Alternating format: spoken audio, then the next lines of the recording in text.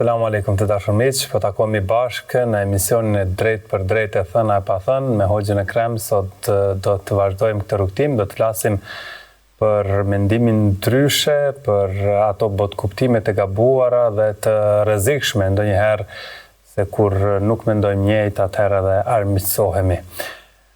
Ndërsa në pjesën e dytë të emisionit ne do të mirëpresim juve që të na telefononi. Mirë se vjen Hoxh. Mirë se takojmë. Hoxh, pse ndjejmë si pengesë, si problem kur dikush nuk mendon si ne? Bismillahirrahmanirrahim, alhamdulillah, wassalatu wassalamu ala rasulillah. Është një, po filloj më larg me e trajtu këtë temë, për me mërit për të kthyer nga e para. Unë mendoj se dituria është ajo që e bën njeriu të madh, mungesa e saj e lë të vogël, se në esencë njeriu është i vogël. Allahu i madhruar kështu e ka përshkruar wa kana al-insanu zaluman jahula, një përshkrim interesant me dy tipare, me dy karakteristika jo të këndshme. Njeriu është shumë i padrejt dhe shumë ignorant në esencë. Pastaj sa të rritet dituria e mirëfillt, rritet sigurisht edhe distanca ose largimi prej zullumit, pra rritet drejtësia.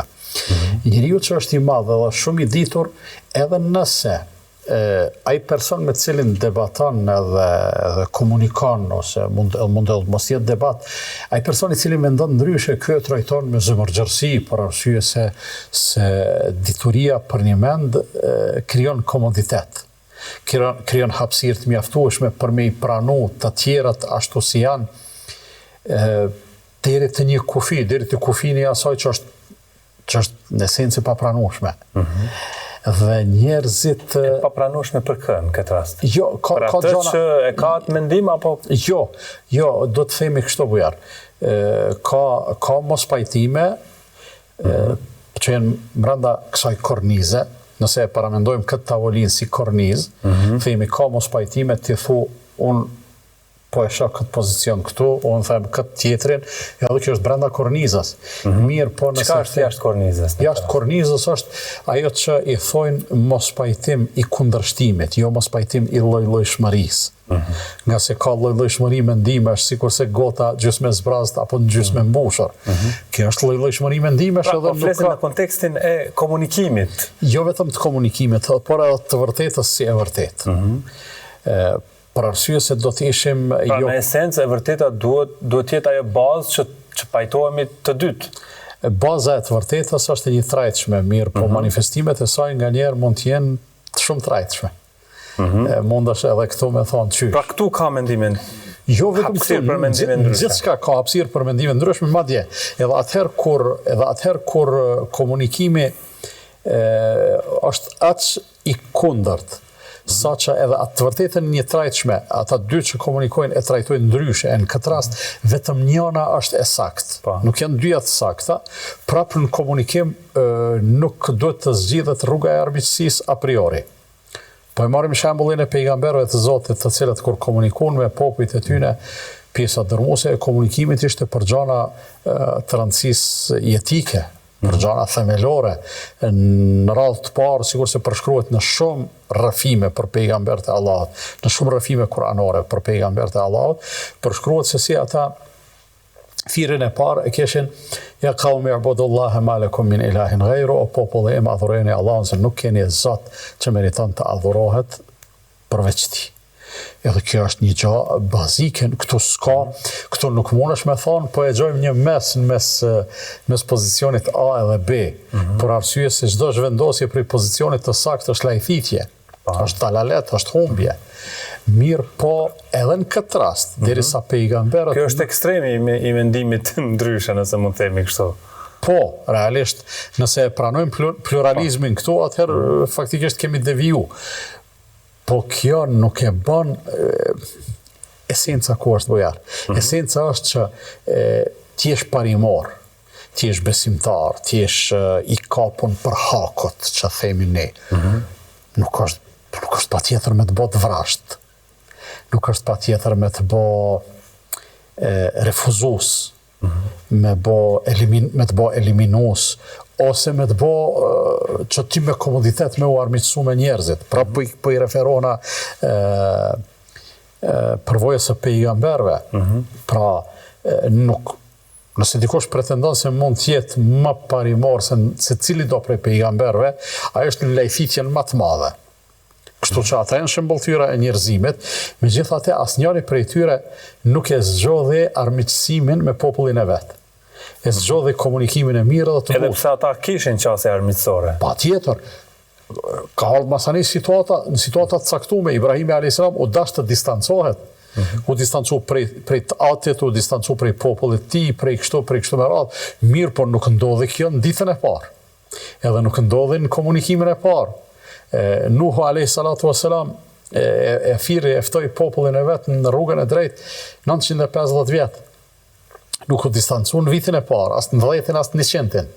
Mas 950 vjetëve, ju arsyetu Allahut fuqiplot, o Zoti im, unë e ftova popullin tim, natën edhe ditën, haptas edhe fshehurazi, individualisht edhe kolektivisht, publikisht edhe ilegalisht, në të gjitha mënyrat e mundshme, të cilat unë si njeri kam mujt me i zgjedh, edhe në fund, lem jeziduhum duai illa dalala. Thirrja ime nuk ndikante tek ata vetëm se lajthiteshin edhe më tepër, andaj o Zot mua më duket se ka ardhur momenti që ti të merresh me ta. E tash secili prej pejgamberëve, edhe pejgamberi i fundit Muhamedi sallallahu alaihi wasallam, edhe ai u përplas me popullin e vet. Mirë, por nuk u përplas në ditën e parë. 13 vite në Mekë nuk pati përplasje, edhe një vit e ca në Medinë, prap nuk pati përplasje, që do të thotë se për 23 vite pejgamberllëk kanë qenë dikon 15 vitet e para, nuk dua të them paq, po s'ka pas përplasje. Pastaj për vitit dytë kanë fillu përplasjet, kanë qenë të kohë pas kashme, nuk kanë qenë të rregullta, edhe në vitin e 8 hijretit, do të thonë 6 vite përplasje të vazhdueshme, u arrit marrëveshja e Hudejbiyes, të cilën Allahu i madhruar e quajti fitore të madhe. Çka do me thonë kjo? Kjo do me thonë se mendimi ndryshe nuk trajtohet gjithmonë me qasje eliminuese, për arsye se prapë nëse i referohemi historisë, edhe s'po kam çare pa ju referu, për arsye se këto vlena e logjika me shembull konkret qartësohet më tepër teoria. Sa prej sahabeve, shokëve të pejgamberit sallallahu alajhi wasallam kishte që ndoshta e pranuan Islamin mas një kohë të gjatë armiqësie me vetë dërguarin e Allahut. Për shembull, tas po I them kohë gjatë, po edhe nuk është e shkurtër. Omeri radiallahu anhu e pranoi Islamin në vitin e 5 të shpalljes. Domethënë 4 vite e ca ai ishte armiqësor me pejgamberin sallallahu alajhi wasallam. Disa të tjerë pranuan më vonë. Disa të tjerë pranuan mas hijretit, e disa të tjerë sikurse është Khalid ibn al-Walidi, Allahu qoftë I kënaqur me të. Ne e kemi shembulltyr Khalidin. Është zotëri prej zotrive të sahabeve, mirë po Islamin e ka pranuar dikun ndoshta një vit e gjysmë ose 2 para vdekjes të pejgamberit sallallahu alaihi wasallam. Që llogaritet se është goxha vonë. E kjo I bie që sikur të shkohej me eliminime që nga hapi I parë, që nga komunikimi I parë, sikur I dërguari sallallahu alaihi wasallam edhe pejgamberët tjerë në përgjithësi, ti trajtonin popujt e tyne si armiq vetëm pse mendojnë ndryshe, ai mendim ndryshe ishte lajthitje, nuk ishte mendim do si do ndryshe, nuk ishte pluralizëm I pranueshëm, ishte pluralizëm I papranueshëm. Mirë po, nuk reshtnin të dërguarit Allahut, alayhi salatu wassalam, duke thonë o popull em, o popull em. Dhe I dërguari sallallahu alaihi wasallam në këtë aspekt e dha shembullin më të mirë, më briljant, kur tha po më duket po e shoh një pejgamber prej pejgamberëve të Allahut, të cilën e gjakosën populli I tij, ndërsa ai duke fshirë gjakun nga balli I tij thonte, o Zot, fali këta njerëz se nuk dinë çfarë po bëjnë. Kështu që dhe e përkthejmë këtë në situatën tonë, në relacionet tona me njerëzit, në diskutime, në mendime të ndryshme. Në këto komunikime, hoxh, nga duhet filluar? Nga ato pikat, ku jemi? Nga ato pikat e dallimit apo të takimit? Bujar, e mendoj nga njëherë, duke qenë se ne si njerëz e kemi perfekcionu artin e ankesës. Dhe më thonë, jo rrallë ne ankohemi për gjana që nuk do dojë me u anku.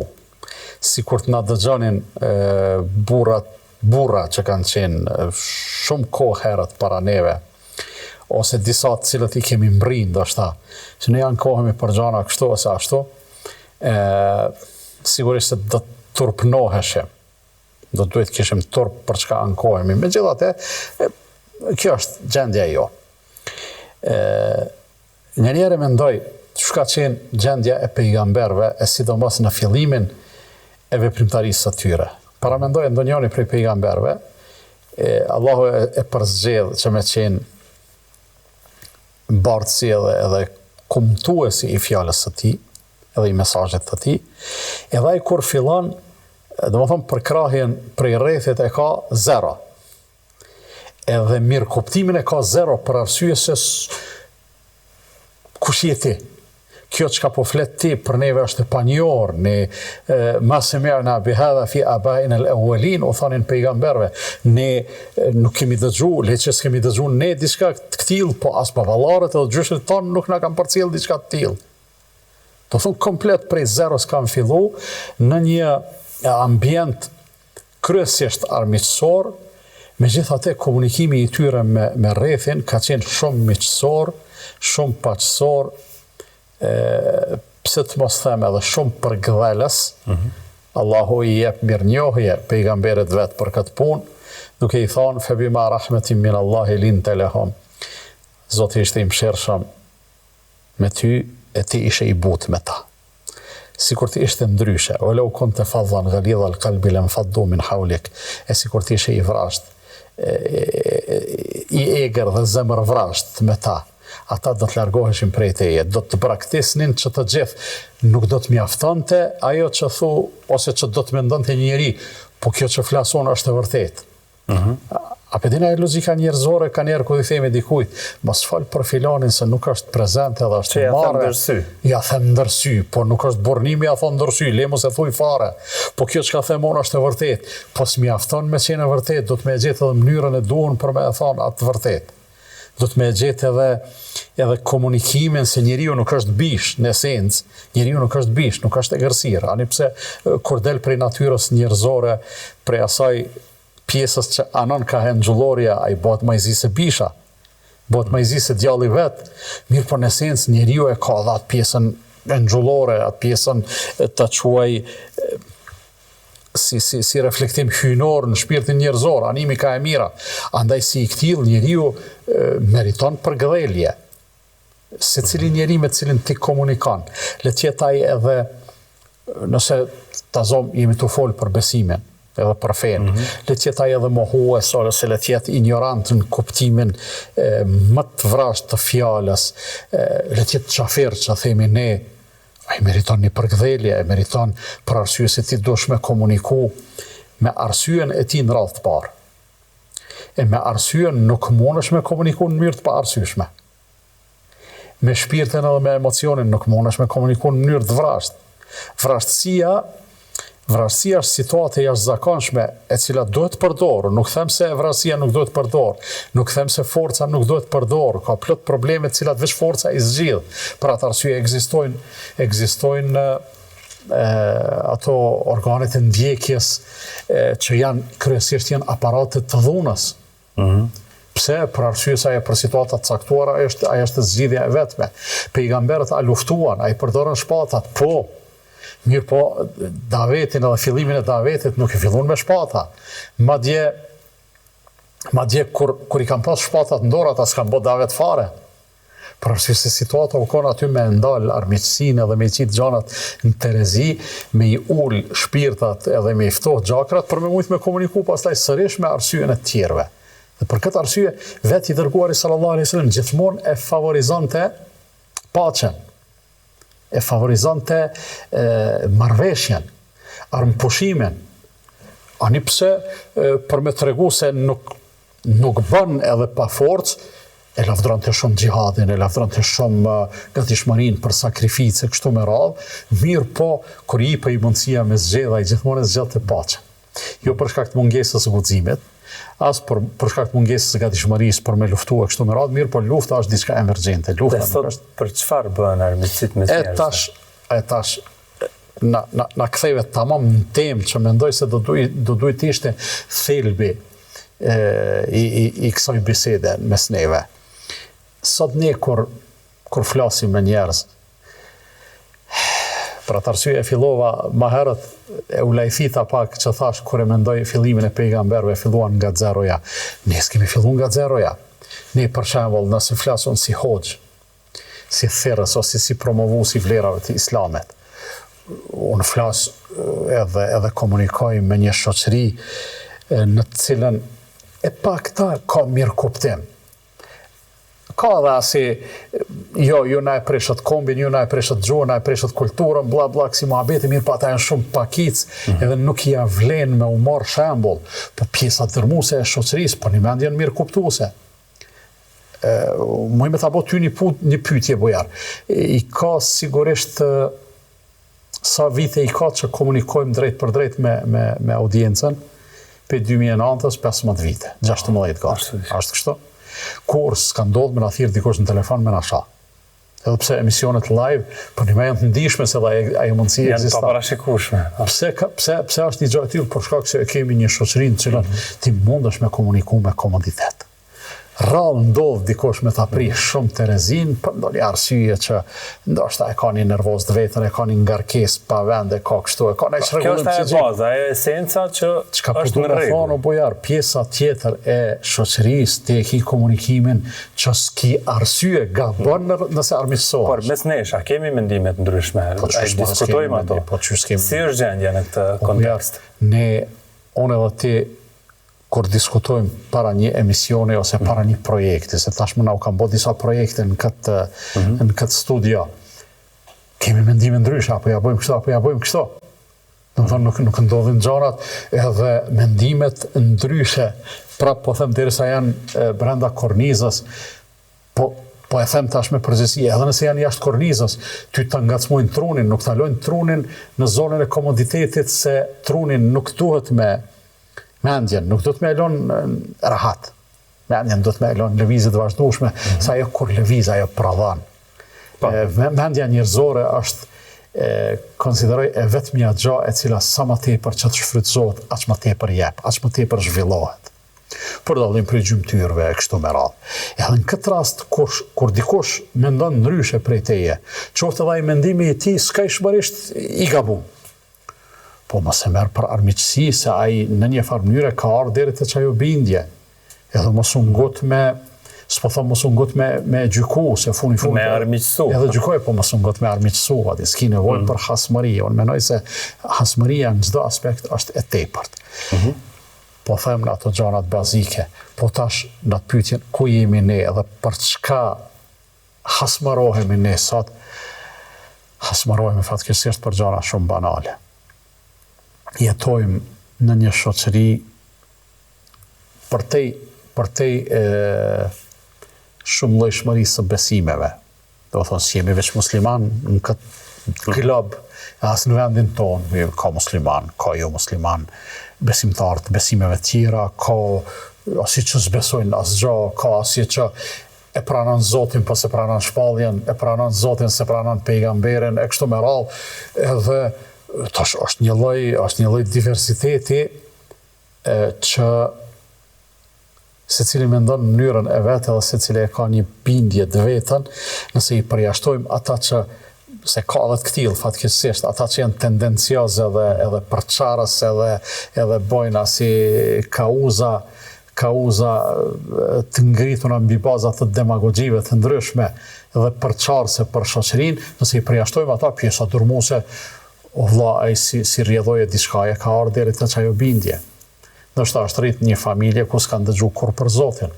Ndoshta gjatë gjithë kohës ka lexuar libra të cilat po ti lexoje ti, edhe ti do të mendoje sikur ai.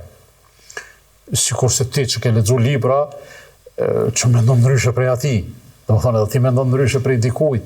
Edhe nuk duhet posaçërisht aty ku ka hapësirë, e posaçërisht aty ku ne në të vërtetë e plotësojmë njëri tjetrin, në asnjë mënyrë nuk duhet ta zgjedhim armiqësinë si mënyrë komunikimi. asot tash detyrimisht do të ndalemi te shoqëria jonë, sidomos te shoqëria jonë kosovare këto. Ne jemi skajshmërisht të polarizuar, po harrojmë se bon me mendu ndryshe, bon me pas në çështje të jetës, çndrimet ndryshme, bon me pas mendimet ndryshme edhe politike, edhe kështu me radhë, edhe derisa nuk ja zojmë diellin njëri tjetrit, derisa nuk ja rrezikojmë pronën njëri tjetrit e kështu me radhë, pse vëlla mos me u pranu çështo çysh jemi. Pse duhet me insistu në diçka uniforme. Na të gjithë e dim se njerëzit kur kanë vepru në mënyrë të pavarur për mësimeve të Zotit, për mësimeve të qiellit. Nëse të gjithë kanë mendu ose janë pajtu me dëshirë apo me forcë për një kauzë të caktuar, aty kanë lind diktaturat. E dim, na kemi mri kohë të diktaturave të ndryshme në sistemet moniste.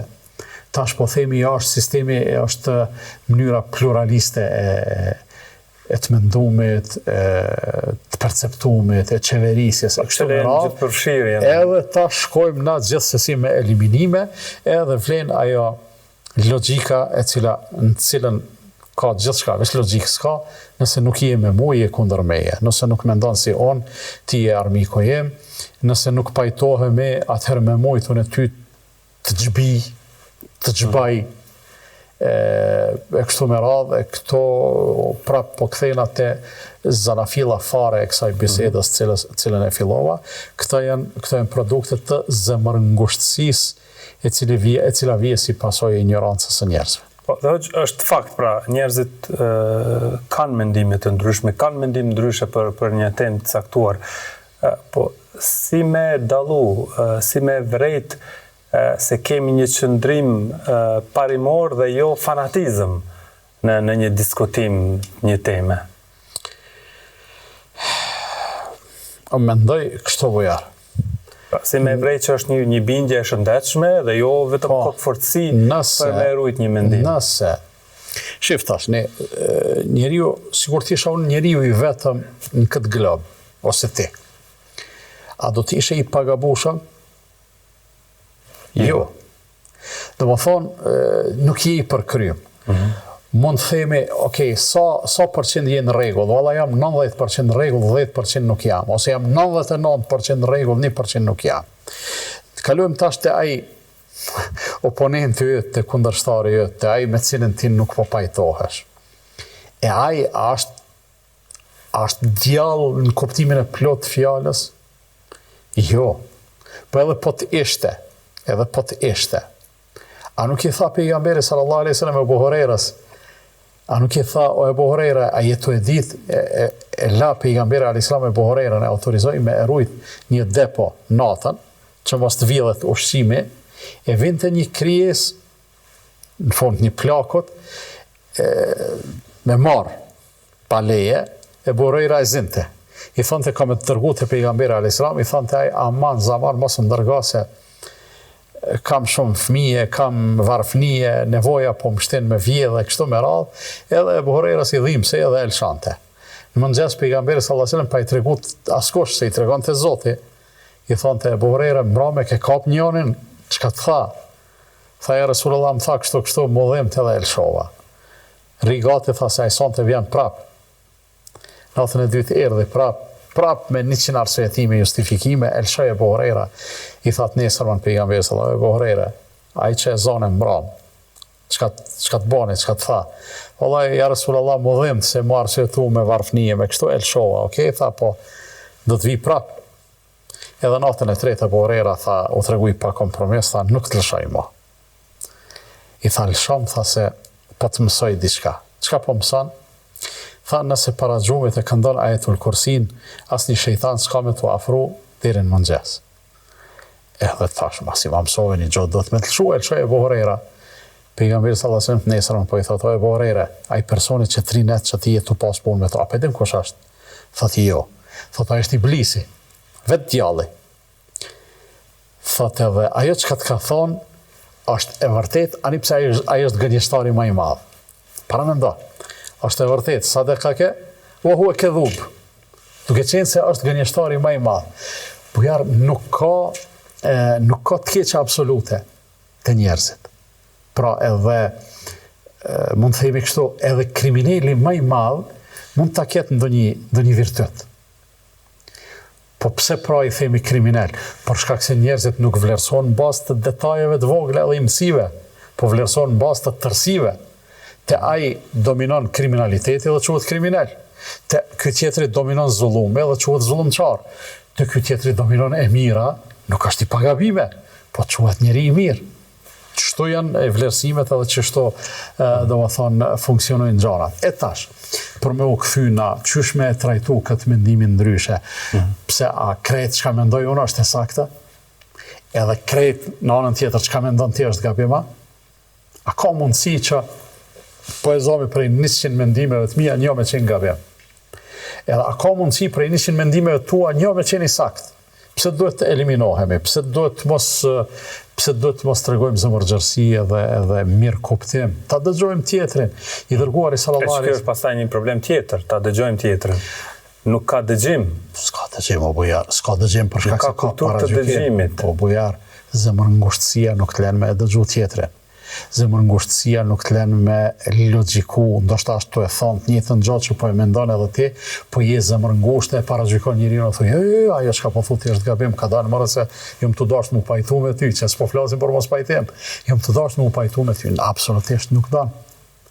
A thonë sot njerëzit, jo, veç pse jeni musliman, jo s'bën me kon shqiptar të mirë. Ka dalë se që po dojmë edhe na me kon shqiptar të mirë, sikur ju që po pretendoni që jeni gardianët e kombit, që edhe na po dojmë, ja, jo s'ban. Se zemërngushtësi, ai nuk mendon çka e të thonë ti, nuk mendon, ai nuk ja don të mirën as kombit, mos hara. Të këtillat që ju trempetojnë gjanave të këtilla, ata as kombit nuk ja dojnë të mirën, se mi ja dosh të mirën kombit nëse themi kombi është në rrezik. Na do të me grumbullu sa ma shumë ushtar për me mbrojt kombin prej atij rreziku, jo me eliminu. Po, këtë tjetër temë është. Po menoj, është tjetër temë, është pjesë e saj, po është një kuptim më të ngushtë. Njerëzit nuk dëgjohen bujar. Pejgamberi sallallahu alaihi wasallam i erdhi në Mekë njëri prej Paris Mekase, prej Paris illujtare. Edhe i tha, a te bojmë një muhabet unë e ti kështu si burrat? Thot, po, si urna. Thot, unë thot jemi delegumi popullit tim, edhe tonit, me një ofertë. Nëse, me këte çka po banë, jetë u sunu, me u pasunu, që po t'japim pare sa të dush. Nëse me këte çka po banë, jetë u sunu me arrit pushtet, që po t'bojmë mret. Nëse i e kështu, nëse do me u martu, po t'a zgjedhim vajzën më të mire, kështu me radhë. Pa që këto kompromise që nuk bëhen? Po jo që nuk bëhen, po s'kan logjik. Edhe e fundit i thot, nëse je i smut, po ta lypim një mjek, kjo i smut, me i thonë cilit do prej neve je i smut. Edhe nëse jemi të smut, nuk e pranojmë, e marim si ofendim. Megjithatë, pejgamberi sallallahu alaihi wasallam ishte shumë i qetë. As nuk zemrohej, as nuk i dhënohej, as nuk dilte nga vetvetja. E priti derisa përfundoi. Mas i përfundoi, i dha edhe një mundësi. I tha, e feraghteja e Belwalid. A marove, a përfundove, a i thet të gjitha, o e Belwalid. Ma dje ju drejtu me nofk, jo me emër, me nofk respektabile. I tha, po tha, marova. Apo më dëgjon ti mu tash? Po. Edhe pejgamberi sallallahu alaihi wasallam nuk i tha, unë mendoj kështu, unë mendoj ashtu. I citoi fjalët e Allahut fuqiplot. Derisa i tha, aman, nalo, tha se po të në çmend. Pse? Se fjalët e Allahut ishin as të pamohueshme, edhe as ndikuese, saqë ky e pa që po të vazhdonte veç edhe pak, duhet ta nënshkruante kapitullimin. Problemi është që ne duhet jemi shumë të qetë, të durueshëm, ta dëgjojmë tjetrin. Nuk kemi si i përgjigjemi nëse nuk e dëgjojmë. Nuk kemi si edhe po u paraqit nevoja për me e demantu. Si me e demantu nëse se kemi kuptu çka ka thonë.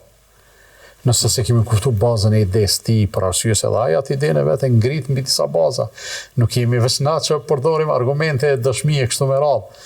Po të gjithë njerëzit kur dojnë me thonë diçka dëshirojnë me argumentu. Kështu që do të jemi shumë të vëmendshëm, edhe të dëgjojmë ndërmjet vete, edhe të komunikojmë mirëfilli, për arsye se unë mendoj edhe edhe mbase po t'jap drejtën nëse mendon se e kam gabim, thuaje. Unë mendoj se aty ku përfundon komunikimi, aty fillon armiqësia. Sa njeriu është armiqësu pa asnjë gjë, thjesht si pasojë paragjykimeve ose edhe interferimeve prej anash, mungesë të komunikimit, janë prish vëllezërit ndërmjet vete, miqtë e afërt ndërmjet vete, të dashurit ndërmjet vete, pse thjesht vetë që s'kan komuniku. Kur kanë fillu me komuniku, i kanë thonë njëri tjetrit, atë ma bon halal se unë e kom mendu kështu edhe kështu, po pse mendojshe? Pse po jep vetës drejt me mendu, pse s'po flet? Pse s'po kërkon së nuk është marrë me kërku së Mos me lanë hapësirë, dhe më thonë që dhe sqarimet nuk janë për të tjetërsuar mendimin përsëri, por kuptohen. Dhe në anën tjetër, Hoxh, e përmendet si temat bazë që ndodhin në një shoqëri, në kontekste etnie, fetare, e kështu me radhë. Si mund të flasim për unitet, po pa kërku uniformitetin që thatë më herët që nuk është i kërkuar? Më lejo të them këte paraprakisht. Jo detyrimisht uniformum. Uniformiteti e bën jetën bajate, monotone. E kom thonë shpesh herë, mbasi ta kom thonë edhe ty, sa monotone dhe sa bajat do t'ishte jeta, sikur të gjithë të dukeshim njëjtë, të visheshim njëjtë, flisnim njëjtë, mendonim njëjtë. Palidhje, shumë palidhje. Për atë arsye njeriu edhe kur jeton në komoditet, ka qef një kohë caktuar, një vikend, po e zonë, me ndru ambientin, me thy rutinat, qofte edhe me shku në kushte më të vështira, me dalë në mal, me flajt në një tend, veç për me thy monotonin. Uniteti nuk e nënkupton gjithsesi uniformitetin, uniteti nuk e nënkupton gjithashtu asimilimin, shkrirjen, tjetërsimin, pra kemi mundësi edhe duke mos u pajtu me qenë bashkë. Shemboj, mundu me marrë çfarë dush, po le ta them atë që mendoj se është e rëndësishme, nga se më duket se e bane pyetje më herët, atë fillojmë nga pikat e takimit apo pikat e dallimit. Nëse fillojmë komunikimin ton edhe relacionin çfarë do të qoftë ai, nga pikat e takimit, atëherë kjo sigurisht do të jetë një hap i mirë edhe i marrë drejt mirë kuptimit. Nëse fillojmë nga pikat e dallimit, ato mund të jenë pak mirë, po që ato kanë me na përqa shumë, edhe këtu pastaj merri shembujt çfarë dush. Unë e kam një shprehi me thonë përçarja, fragmentarizimi më i randë edhe më i keqi është ai i cili bëhet mbi bazat të asaj që do të duhet t'i bashkonte njerëzit. Ndashtu mbi bazat të besimit edhe të fesë. A përçahemi ne mbi bazat, mbi ka mendimet ndryshme brenda komunitetit dhe ka debate në këtë drejtim. Bujar, ka interpretimet ndryshme të një fjalët të Allahut, të një fjalët pejgamberit sallallahu alaihi wasallam, edhe njerëzit përçahen. Pse ndodh kjo për shkak të ignorancës? Ne i kemi shkollat juridike në Islam që janë pasuni e madhe. Ato me analizu dhe me studiu të hapin diapazonin e të mendumit, përpara njerëzit kanë arrit deri në atë mas si pasojë e fanatizmit, që me thonë, ai që i takon këtij mëdhhebi, shkolla juridike, nuk bën me allon çikën këtij që i takon këtij mëdhhebi, kësaj shkolle juridike. Pa kurfar baze është kjo. Le që është pa kurfar baze, kjo është në kundërshtim të plot me këtë atë çka flet Allahu, edhe çka thot pejgamberi sallallahu alaihi wasallam. Pra, ajo e cila do të duj mos tepër ti pajtonte edhe ti afronte njerëzit, i ka përça keq kuptimi, jo që i ka përça ajo, keq kuptimi. Ose shkojmë te atë dhe dashuria ose patriotizmi. Ati sa njerëzit janë sot të armiqësum, edhe të gjithë pretendojnë se unë e du këtë vend, unë e du këtë popull, unë e du këtë kamp, unë e du të mirën këti veni, unë jam patriot, unë jam atë dhe dashës, e që është vëlla mund është me konë atë dhe dashës kur mundosh me eliminu një pjesë të kombit tanë, një pjesë të bashkombazve, të bashkadhëtarve tu. Qysh mund është me konë atë dhe dashë, qysh mund është me i thonë vetin shqiptar, unë e du kombin shqiptar, ama juve si musliman si ju du. Ju shkoni në Arabi, ju jeni Mongol, ju jeni kështu, ju jeni ashta. Kujna po I shet ti kësi demagogjie, me thonë edhe e du venin, po e du venin pa bujarin, pa filanin, pa fistekon, po s'ka mundësi. Ose I shohim edhe gjana tjera që s'kan të bojnë detyrimisht, por neve nga njerë po na dominon si pasojë e brengës, ajo puna e besimit edhe e fesë, po merres skenën politike. Kur s'kan qenë njerëzit tanë, po jo vetëm në Kosovë, në base edhe gjithandej trevave tona, edhe në Shqipni, edhe në Macedoninë e Veriut, edhe në Malzi, edhe kudo që jemi, a kanë qenë najherë ma të fragmentarizume edhe ma të përqam si pasojë e politikës. Edhe pse, unë mendoj se politikën edhe programet politike ne do të duhim me I përjetu, ato në radhë parë do të duhet të ishin, e pastaj edhe ne me I përjetu si ofertë lloj shmërie, qysh me hec përpara, qysh me zhvillu vendin, qysh me avancu, qysh me u bë më të mirë.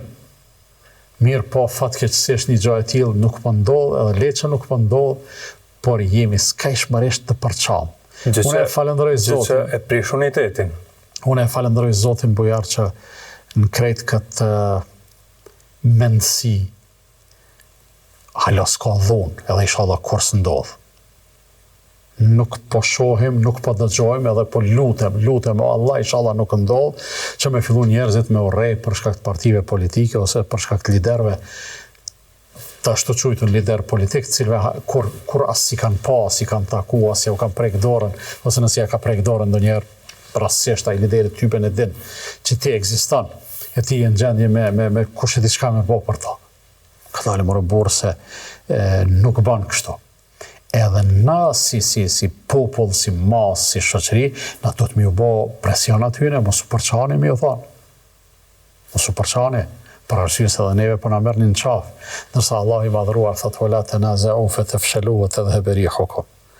Mos u përçani se do të dështoni edhe do të mbeteni pa autoritet. Tadhhab rihukum është shprehje kuranore madhështore shumë, ju ikën era, ju ikën forca, ju ikën autoriteti, I bie sikur fjala popullore që thonë të ne me të marrë erë në qafë. E përçarja e sjell një gjatë tillë, përçarja të hub vlerën. Ne jemi në fund të pjesës së parë, do të esi përmbyllje të trajtimit, edhe pse kemi shumë çështje pa prekura në këtë temë. Çka fiton njeriu hoxh kur zgjedh me kuptu, jo me gjyku, jo me paragjyku? Gjykimi dhe paragjykimi janë gjëra të cilat dallojnë me gjyku rrallë na bie si kompetencë. Kush jamon me gjyku ty, kush jeti me gjyku mu. E lyp ndonjëherë, vjen dikush edhe thot po du me e bo bujarin mik, ti e nje, kallzon për te, dush me kallzo, është një lloj gjykimi, thua Allah, është burr I mirë, është familje e mirë, ja vlen me e pas mik, është gjykim. Mirë po kjo rrallë ndodh. A ne në bazë ditore, pa na e lyp kërkosh gjykojmë, filoni është I mirë, filoni është I keq. Filoni është pro kështu, ai tjetri është anti kështu. Filoni është I ndershëm, tjetri është I korruptum, njëri është patriot, ai tjetri është tradhtar, kështu me radhë. Dhe në vend kësaj çka nëse I kuptojmë njerëzit? Edhe po fillimisht bujar ne çësia do të më qenë pozitive në start. E themi ne në gjuhën e fesë, themi sa më larg paragjykimeve, për shkak se shumica e paragjykimeve janë mëkat. Në gjuhën bashkëkohore thuhet njeriu është I pafajshëm derisa të mos dëshmohet e kundërta. Me pas na mundësi me apliku ç't rregull në përditshmërinë tonë, atë sa më mirë kishim pas punë. Ola, filoni kështu, filoni, ka dalë, a e ke pa, filoni është hajnë, a e ke pa të vjedh, qka të ka vjedh ty? Jo, kanë vjedh 20 vjetë, qka kanë vjedh 20 vjetë, nuk e di. A beson bujar në bisedat përditshme me njerëz, po nga njerë është edhe mundësia me u keq kuptu, për arsye se nëse donë me I këshillu njerëzit që mos me bo keq, ata me njerë të ngjesin një etiketë. Nëse ti e kritikon filonin, do më thonë qenë keme filonin. Se s'tlojnë hapësira, ata vetë pozicionojnë. Nëse e kritikon këtë tjetrin, qenë keme atë tjetrin e kështu me radhë, edhe po do të njeriu me konë skajshmërisht I kujdesshëm edhe në dhënien e këshillave. Po ju them nga njerë, a e din o vlla që kur ti thush dikuj hajnë, ose I korruptum, ose kështu, ti e ke dhonë në gjykim. A e din që ti me dalë para Zotit edhe me dhonë përgjegjësi për këtë. Kjo është shumë e rëndësishme. Si besimtarët, sidomos, ka shumë rëndësi që na me qenë të vëmendshëm në këtë aspekt. Nëse i thu dikujt diçka, madje nëse e prek në moralin e tij, nëse e akuzon për imoralitet në kuptimin e ngushtë fjalës, pasojat masani nuk janë veç të ahiretit, ka pasoja të dunjas, do të përgjigjesh. Nëse si në gjendje me dëshmu se e ke pa të boj moralitet, dhe ati jo vetëm ti, po bashkë edhe 3 dëshmitar tjerë ti të shmu sankcionu. E këto gjona ne nuk i mendojmë, edhe nuk mendojmë rreth tyne pse Zoti i ka bo kështu. Veç për me i lon njerëzit me u trajtu që ashtu që është duken. Ti dukesh burr i mirë, unë do të më trajtoj si burr i mirë. Edhe mund t'i kesh gabimet tua, edhe të meta tua ashtu sikur se i kam edhe unë të mijat, po nuk e kam obligim me i hulumtu edhe me i qitë më pa. Derisa sillesh mirë me mua, je njeri i mirë dhe jemi okay, jeta është e shkurtër, por me fillu me hulumtu në jetë, kjo hala më e rrezikshme. Se son të metat e tjerëve. Para me do kur hi njerëz, ai po bën kështu, po qëllimin e ka të keq. Ku po dente? Cili është skaneri jëtë që e përdore për me detektu ose me dekonspiru qëllimin e tij. Kjo është shumë e rrezikshme.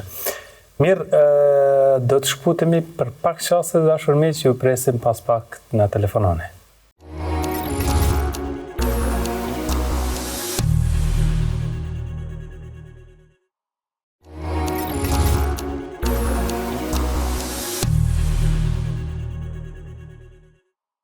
Përkthejmë të dashur miq, vazhdojmë tutje, mirëpresim telefonatat tuaja për të bërë pyetje hoxhës, ndërkohë derisa do të kemi një telefonat. Kemi një pyetje hoxhë, thotë: "Hoxh, s'di ajo më ka ndryshoj unë apo bota, po njerëzit po doken më të ftoftë. Pse kështu po ndodh?"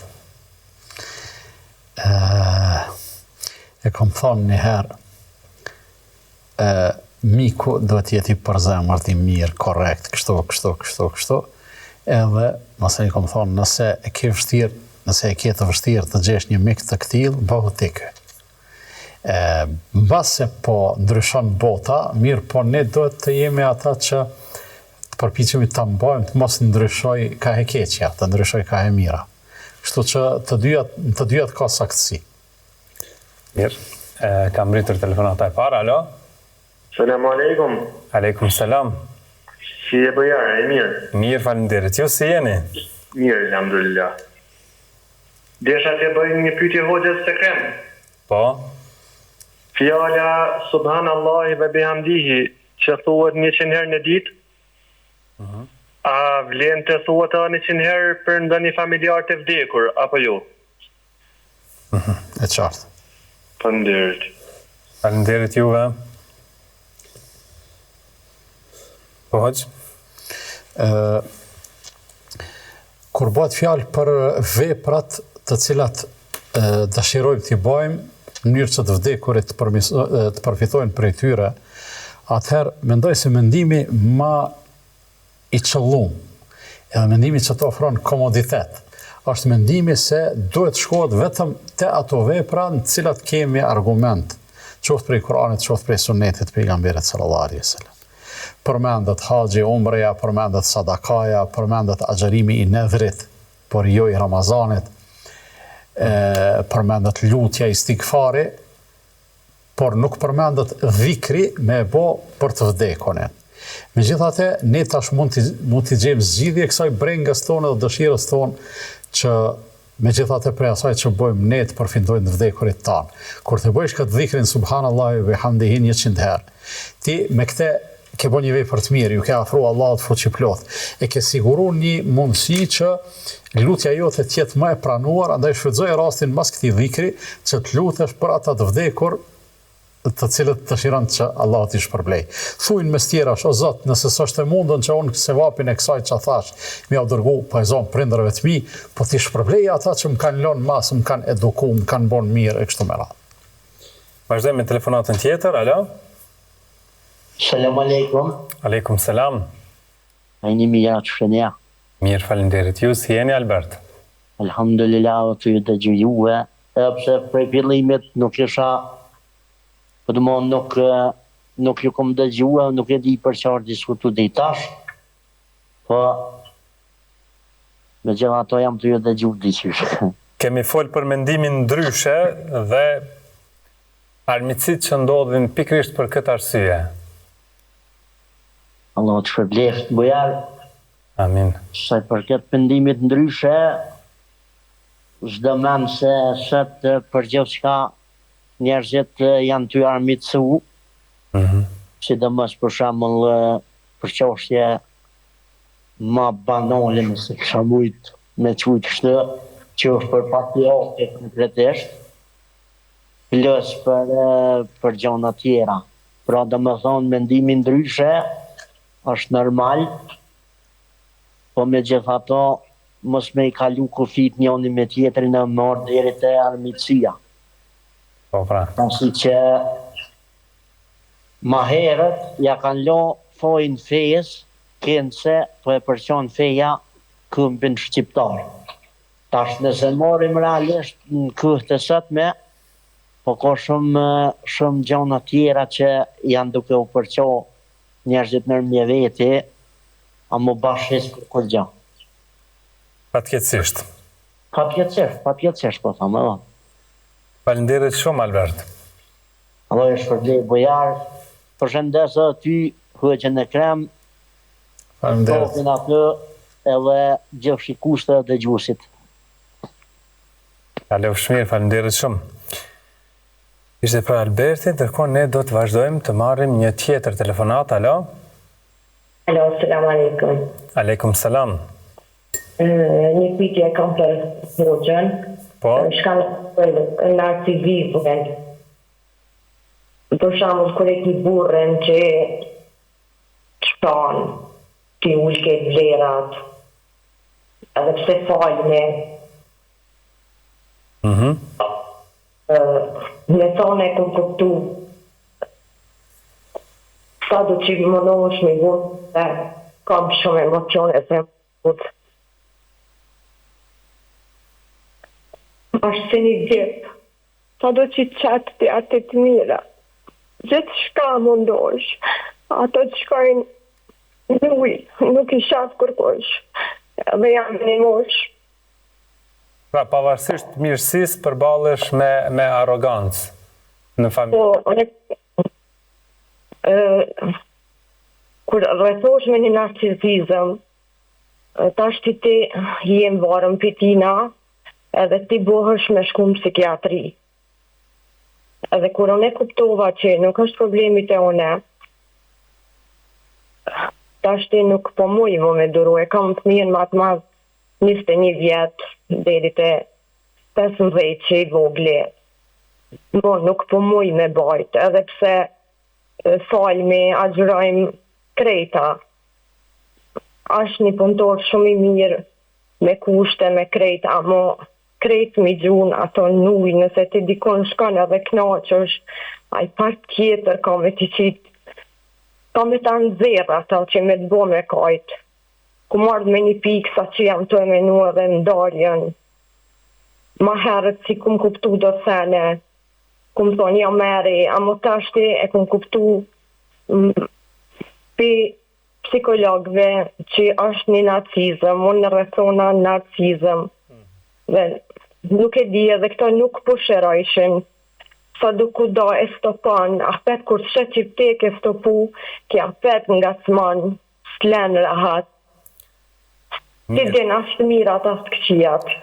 Do t'ju këshilloj Hoxha, faleminderit shumë për telefonin. Faleminderit ma bëni halal të gjata, po jam shumë një pikë. Nuk është problem, Selam aleikum. Aleikum salam. Si këshilloni Hoxha në këtë situata kur... Bujar, goditja pres afërme, pavarësisht që mundet mos me qenë shumë e fortë, po pres afërme dhëmb më shumë. Pra një fjalë me ta thonë një I afër me yti edhe një I largët, njëjtën, nuk dhëmë njëjtë. Kurora, afërsia bashkëshortore është afërsia më e madhe që ekziston këtë jetë mes dy njerëzve. Edhe si rrjedhoj e kësaj afërsie, pritet që edhe mirësia tjetë në nivelin e kësaj afërsie. Wa ashiruhunna bil ma'ruf, thot Allah I madhruar, dhe me to, pra, kjo urdhër u drejtohet burrave, wa ashiruhunna bil ma'ruf. Ju o burra me to, me gratë juaja, bashkjetoni në mënyrën më të mirë. Pejgamberi sallallahu alajhi wasallam ka thonë, më i miri për ju është çaj që është më i miri me gruan e vet, me familjen e vet. Kanë thonë, gruan e nderon ai që është i ndershëm dhe e nënçmon ai që është i poshtër. Edhe si formulim tingëllon shumë i vrasht. Mirë, po nëse e marrim atë pjesën e parë shumë motivuese, nëse e marrim pjesën e dytë është diagnoze dhe përshkrimi një gjendje faktike që s'munesh me e mohu. Për arsye se një bashkëtesë 20-30 vjeçare, prej cilës kanë lindë edhe fëmijë janë rritë edhe ka vazhdu, e që kryesisht gratë sigurisht japin kontribut edhe në këto bashkëtesat e gjata. Aty për një mend njerit do të me konë shumë i pa, nuk jem të gjykur as të konkrete, funit këtë zonjën që thire, ase një, ase ti për këmpohet fjallë, kështu që si jem të e trajtu personalisht kërkan, po jem të e trajtu dukurin e cila mund tjetë shumë e rrezikshme për arsye se me thirr një nanë e fëmijëve të rritur edhe me thonë jem të e mendu ndamjen, unë nuk besoj që ajo prej komoditetit e mendon ndamjen. Edhe mund të ketë raste, po në këtë rast nuk besoj, se funit nuk kishtë thirr në emision me lyp këshill pe i hoxhës. Po du më nda pe i burit, hajtë mësëm ti që më nda. Ato që dojnë me nda për qef, ato tjetër konë e lypin zgjidhjen edhe rrugdaljen. Andaj, këshilla ime për këtë motë të nderuar është që mos e mendon ndamjen derisa të mos i shterësh të gjitha mundësitë për me vazhdu me mbet bashkë, për arsye se ndamja nuk është më që të godet vetëm ty ose vetëm atë, po i godet edhe fëmijët e juj, nuk e u kam bërë që mi u bë kështu. Por derisa nuk është, po menoj, e domosdoshme, mos e mendon ndamjen. Mirë, e marrim edhe telefonatën e fundit. Alo? Alo. Po, noni. Deshta me të vetë hoxhën, për shembull, nëse gruaja nxihet në tradhti, edhe merr vesh gjithë kushi, nuk më basa se edhe ka kërsit kushka edhe marr veshin ka tonë se masanej filonja qështu nëzu me njeri. Ose për shembull vetë e nëzan telefone diçka, a ka drejt njeri me majt qatë gru? Pytja farë. A bon me majt ashtë, i gjajez me majt aja. Nëse merët vesh, e kom një tjetën tash, nëse për shembull e nëzan gru në burri, edhe ja fali vetë që aty e thët për ta fali, këta kom një si bon, kone po du me të veç hoqën të amon mirë, fjallë që shashtë. A bon as bon me për shembull e din ti me gru tonë, i zune për ta fali edhe e manë të zonë. Këto dy pyetje deshta. Edhe një deshta. Për shpejt. Me djali pas ka drejt mu da pi babe. E po du ka me këshyrë, me shku për ditë. Po për shembull ai smut krejta, duhet me këshyrë djali, edhe pse da si gruaja s'pëdon me shku me ta, edhe pas ka drejt mu da, po tar djali duhet me këshyrë babën e neonën. Me këshyrë për zonë smutë, duhet me najtë të kryt, tash kur dataj, që do më najtë, gjithë natër e gjithë ditën më ta. Qëto të ripytin, falenderoj shumë. Falenderit ashtu. A ka drejtot me jetu me gruan e cila e ka trastu? Shef, tradhtia mund të ketë ndodhë, mbase ajo mund të jetë pendu, nëse është pendu, pastaj burri e madh vetën, apo don m'ia fal, apo don me u nda pej saj. Unë mendoj se tradhtia bashkëtorë është arsye që me u nda. Është arsye. Jo me unda me të keq, po thjesht une të kom najt besnik, ti s'ke qenë besnike, këtu po i ndajmë rrugët. Por nëse, se funit njerëzit të gjithë potencialisht janë gabimtar, ka gabu... Dhe rrjedhë pastaj pyetje tjetër, është bo pishman, është bo pishman, ban mja fal, nëse munësh ti si burr me jetu me qaton në vetdijen tonë dhe se ajo fisnikja me gjithate njetën e saj e ka pas edhe dikam tjetër përveç teje. Nëse mund është ti me e bo kabull, e nëse ajo është pendu, ban mja fal. Ama nëse nuk është pendu, do të me unda për arsye se ajo gru që ban ashtu bëhet imorale. Ti nëse i imoralshme edhe imoralja nuk rrinë bashkë, edhe anasjeltas, kështu e thëtë Kurani. Sot djali nëse ndahet prej prindërve, po duhet të vizitoj çdo ditë. Djali u nda, nuk u nda, përgjegjësia dhe obligimi i tij për me u kujdes për prindërit nuk përfundon asnjëherë. Asnjëherë. Kështu që nëse fëmijët e kanë të detyruar me u nda prej prindërve të tyre, është mirë mos me jetu larg prej tyre. Që aty dikon ngat, nëse është e mundur në varr me marrë një shtëpi, që me pas mundësi me u kujdes për ta, për arsye se prindërit derisa janë në formë të mirë shëndetësore edhe në rregull, ata s'ka nevojë për kujdes, po kur të plakën, për çka gëzohet njëri që ka fëmijë. Faleminderit shumë. Faleminderit atyre. Të dashur miq, kështu arritëm në fund të takimit të sotëm. Shumë faleminderit që na ndoqët. Mirëmbëjtje.